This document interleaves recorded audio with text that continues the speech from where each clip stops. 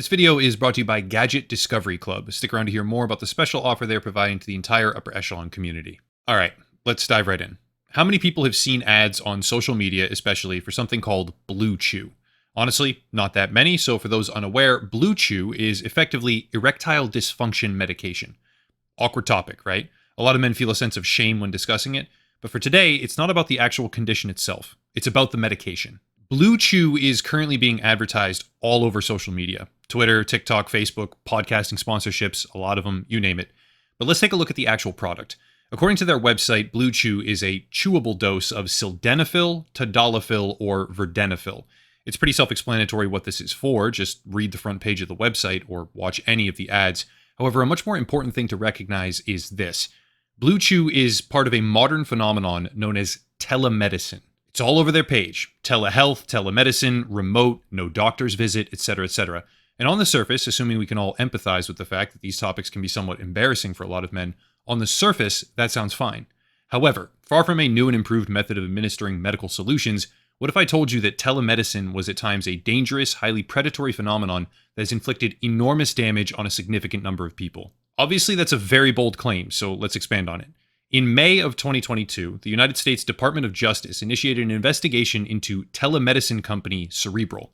Cerebral, it turned out, had been aggressively overprescribing ADHD medication, known as Adderall, through a network of nurse practitioners. Hundreds of them. I have an entire video about this topic alone, and the details are pretty shocking, but to summarize, it was alleged by a former Cerebral executive whistleblower that the company had been aggressively overprescribing medication on purpose because there was a greater customer retention rate when those customers had been given a prescription for stimulants. It was alleged that Cerebral was directing their network of physicians to prescribe as much Adderall as humanly possible, and in December of 2022, the consequences of this boiled over. A young man named Elijah Hansen, may he rest in peace, according to CBS News, obtained a prescription from Cerebral without any prior diagnosis of ADHD. The tragic circumstances involved and misuse of that medication ultimately led to his death, while Cerebral was dropped by nearly all major pharmacies. Cerebral had allegedly implemented prescription quotas internally, leading to what some describe as a pill mill, where 30-minute telemedicine calls would result in prescription stimulants far beyond what was medically necessary or even safe for patients. In concert, the DEA is actually examining the concept of telemedicine as we speak. Now, that doesn't mean that the problem will be fixed per se. Governmental regulation is incredibly slow and very often impotent, but the framework is aimed at requiring doctor's visits in person for extended prescriptions of Schedule 2, 3, 4, and 5 narcotics. ADHD meds, commonly known as Adderall, is a Schedule 2 narcotic, while sildenafil, tadalafil, and vardenafil are Schedule 4. What does this have to do with BlueChew, besides the fact that BlueChew offers all three Schedule 4 drugs I just rattled off without an in-person doctor's visit? Well, let's take a look. Here's the company's Twitter advertising page, which is basically just a repository of the ads they run all across the web. Some of these ads have millions of impressions. Some have tens of millions of impressions each individually, and there's hundreds of them. What do they show? Well, they show things like this. Hi there. Is there anything I can help you with? Yes, please, there's a lot you can help me with, but none of it involves work. Well, here, you're gonna need your BlueChew. I am not going to need my BlueChew. Have you seen yourself? Honey, we're going literally all night. Let's go.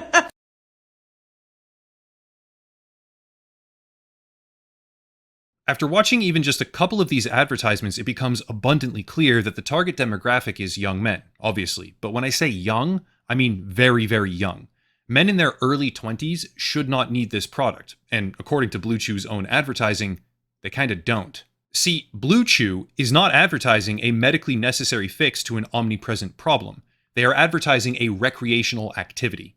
Why go for 2 hours when you can go for 12? Why do things naturally when you can use medication? And why wait if you can just get your first month for free right now and start amping up your performance immediately? These medications are being advertised as fun recreational activity, but it gets worse. If you dig deeper on their website, you start to see things like this. Quote, start by completing a 20-question intake form about your health and medical history. In some states, a short video consultation might be required, which usually occurs immediately upon completing your questionnaire. Once you complete the questionnaire, a US-based licensed medical provider will write your prescription if medically appropriate. End quote.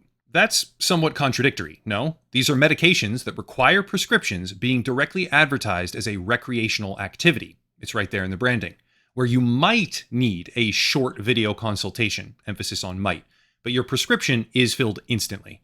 That doesn't sound right. Anecdotally, social media is filled with testimonial from users who describe how easy the process is, even so far as to say that the doctors quite clearly want to prescribe the medication.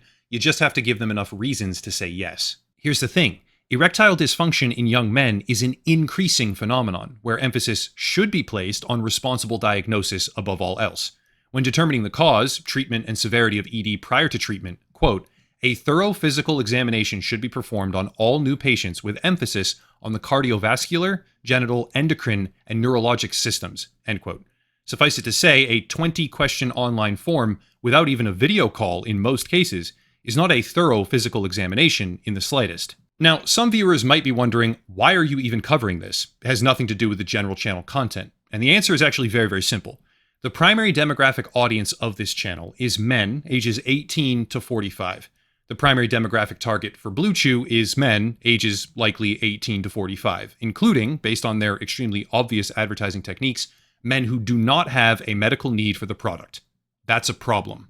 Pausing there for a second, I want to draw your attention to a service called Gadget Discovery Club, also obviously the video sponsor. I do this thing now where it's basically no-holds-barred critical honesty with all video sponsors. Some of them like that, some of them really don't, but for me that kind of unfiltered sincerity is absolutely crucial.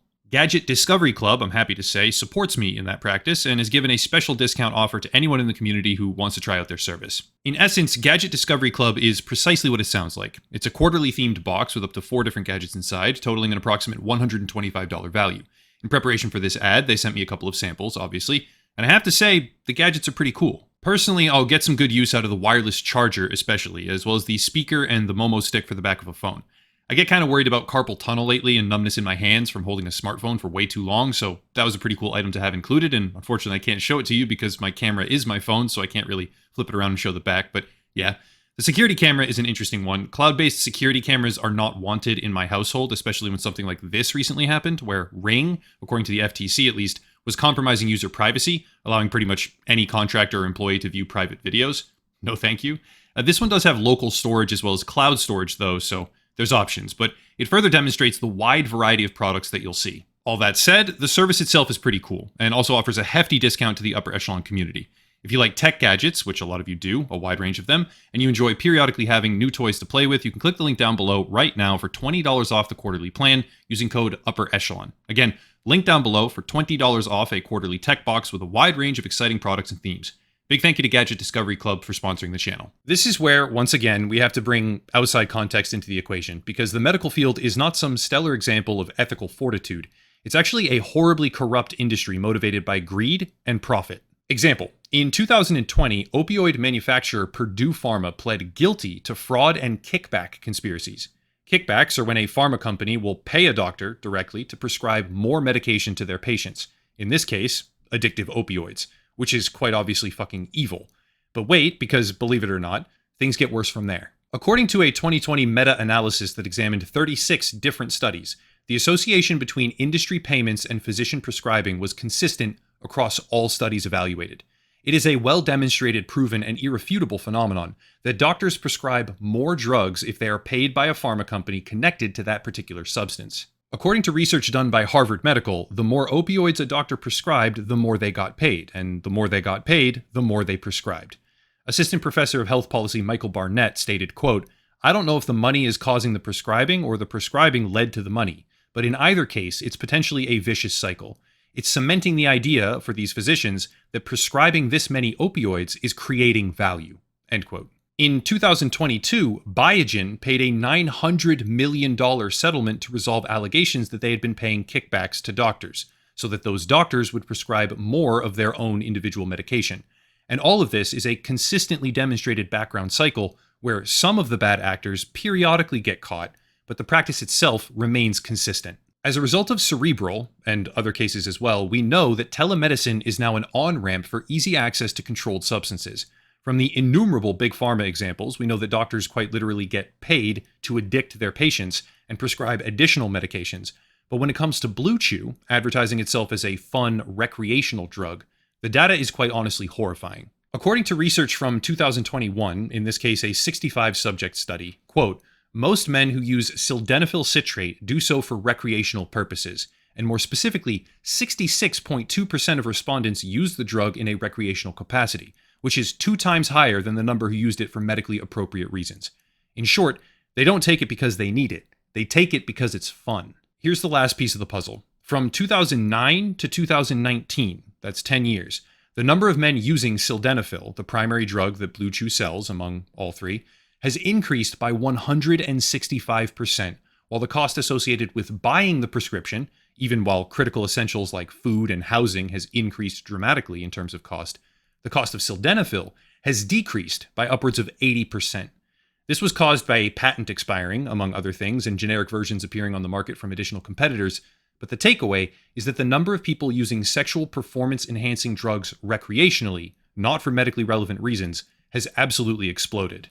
That's the scary part. Some drugs are chemically addictive and lead to physical dependence. Thankfully, that doesn't seem to be the case with something like sildenafil, from what we know, aka BlueChew. But that's not the only form of danger. BlueChew may not be physically addictive, however, the compound can be psychologically addictive. When taken for medically appropriate reasons, by someone with advanced age, for example, there is little sign of substantial downside. There are risks, of course, such as adverse reactions with other medication or heart conditions, but generally speaking, it's a safe treatment for a known ailment. However, when taken for recreational purposes, the user has a measurable risk of developing psychological dependence on the substance, which in turn causes them to suffer from the very same problem that the medication itself was originally intended to treat, if they don't have it. Psychological dependence isn't a joke, and in this case, it's monetized. Sell a drug for increased performance, if you will, accelerate the intake process as much as possible using telemedicine, advertise it directly to young men as a recreational activity, and sit back as they become psychologically dependent on something that they didn't even need in the first place. Big Pharma 101. My point is this. Young men existing on social media are bombarded every single day by things that they just don't understand. One of those things, right now, most prominently advertising on TikTok and Twitter, it seems, with tens, more like hundreds of millions of views, is BlueChew. The goal is to convince young men that they need recreational enhancements for their sex life, and the potential result is catastrophic for them. Young men should not be using this kind of drug. It doesn't matter how easy it is to get or how convenient and fun it may seem on the surface, because of the twisted world of social media. What matters is that it's an extension of a broken system, where there is, was, and continues to be a direct financial incentive towards addicting their own user base. We've seen it before, we will undoubtedly see it again, and it's important for me, as someone with a particularly relevant audience here on YouTube when it comes to this issue directly, to speak up about it and try to raise awareness. Hopefully it worked. God knows, I'm not a role model here. I don't know your lives, and the truth is, you as viewers don't know mine. Not really. But young men today are faced with barriers and pitfalls unlike anything I've ever seen before, unlike anything the world has ever seen before. It's like the entire system is built to tear them apart or bring them down a dark path. And if I can have even a small impact in my little corner of the internet, it will be worth it. You don't need this shit. You don't need to mortgage your confidence and natural experience for a few more hours of drugged up performance. And the predatory nature of selling that lie to vulnerable young men on social media is sickening to me. The world wants you to fail. Don't.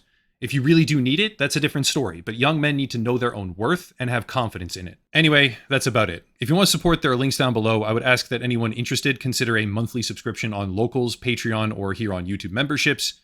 It would go a long way right now in particular. Gadget Discovery Club is also linked down below. Feel free to check them out. There are some bigger projects in the background that are still ongoing, but yeah, I'll cut it there and stop rambling. As always, thank you all for watching, and have a nice night. Final note, I know I just said have a nice night and it should be over, but one more thing. For those who stuck through all the way to the end, I'm not one to try pushing religion on people. Lord knows I feel it's been pushed on me before, and my reaction was chaotic to say the very least. But for anyone who feels lost at this particular moment in time, I'm linking to a channel down below called New Life South Coast here on YouTube. The videos there are getting me through a bit of a tough time right now. They were shared with me by someone who cared, so I'm sharing them with you now. I can't fully describe why. Maybe I will be able to someday. I don't know, but it just feels like the right thing to do. That's it.